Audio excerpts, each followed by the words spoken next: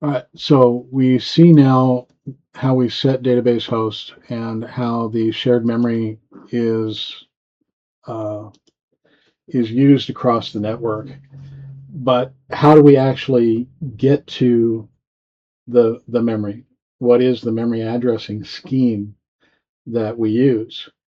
And the memory addressing scheme is based on a protocol developed back in I think it was 1985 by a guy named Galentner, uh, who uh, who defined something called Lambda, and Lambda is a tuple space.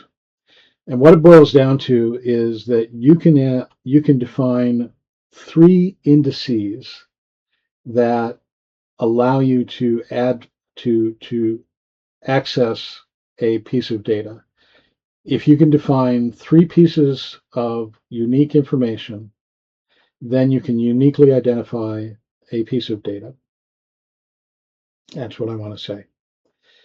So in the case of sensors, that information is the sensor name, the sensor type, and the sensor address.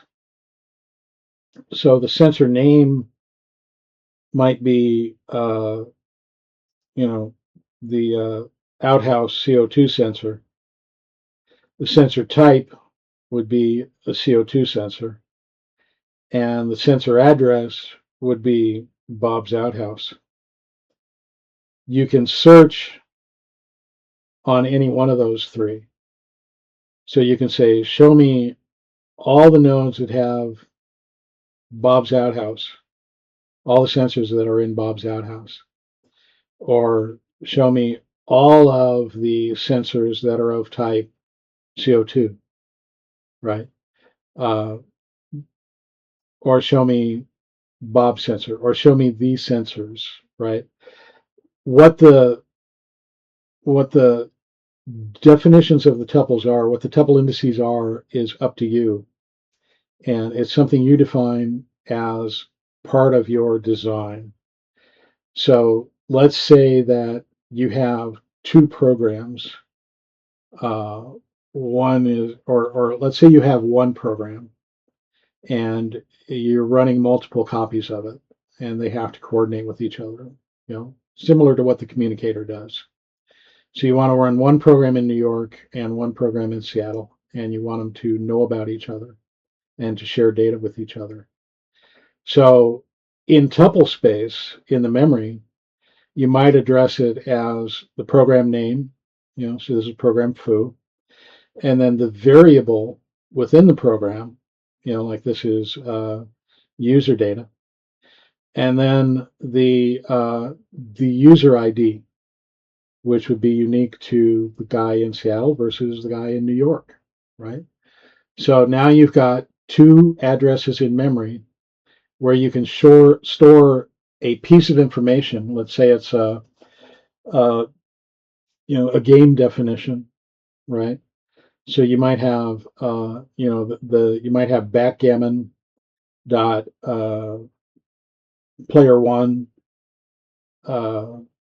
dot or backgammon dot player one, and the data would be the name, and backgammon dot player two would be the other name, and you just have some some algorithm. If you're starting the game, if you're the initiator, then you get the player one slot, and somebody joins you gets the player two slot, right? You wait until the player two slot has somebody in it, and then you launch the game. There's no messaging that has to go back and forth between them. You just say, this is the player one slot, and it's got my name in it, and then I'm going to check the player two slot every 5 seconds or something like that. And when I see somebody there, then I move forward from the waiting mode into the next phase, which might be select or do a first roll, something like that. So it moves us from creating messages that send back and forth. So instead of sending a message that says, hey, I'm player two or potentially player two, can I get into your seat? Is it okay?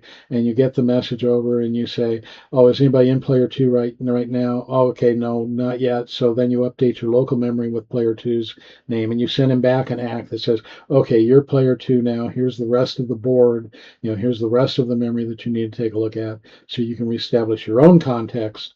Now you've got a shared context between you, but you're still going to exchange huge messages that go back and forth because that's the only choice that you have.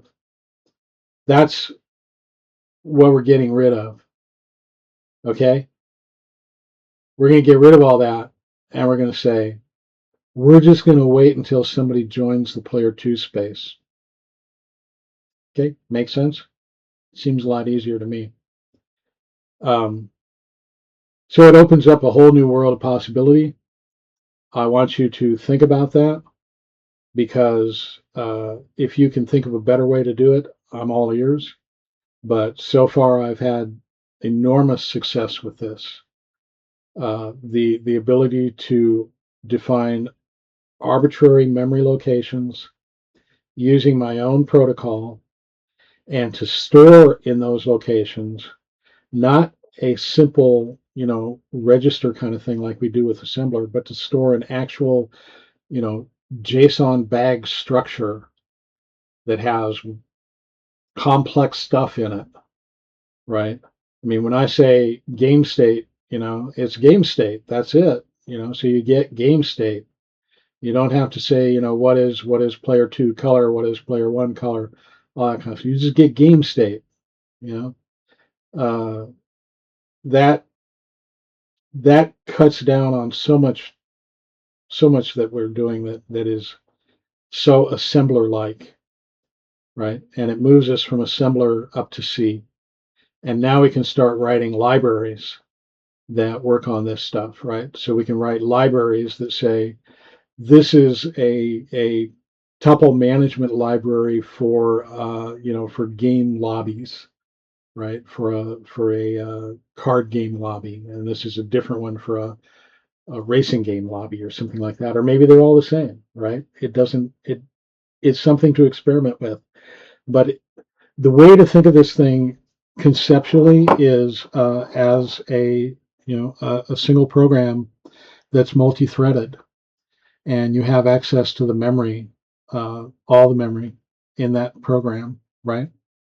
That's the way to think. It's just that all you've done is raise the programming surface. So when you had that single program that was multi-threaded, your programming surface was that single program and the machine it was on.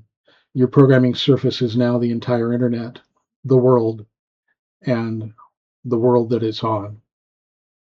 So it's up our game. The next thing we're going to talk about, I'm not really sure yet. I'm going to go into some more detail. I think that's what we're going to do next. Is we're going to talk about more how the FrogNet monitor works, and go into some more detail about how this can actually be used. With the monitor, we have versions of it that work with C# and C++ as well as Python now. And so, and we also have the HTML version I showed you earlier. So we're going to go a little bit more into that and the protocol for actually using shared memory in a live system. And then after that, I think we'll do a deep dive into how the communicator actually works, because it's doing unusual things too. It uses TCP/IP for video data instead of blasting UDP across the world, and that's also against the rules. So everything I do is against the rules. All right, have fun. Bye.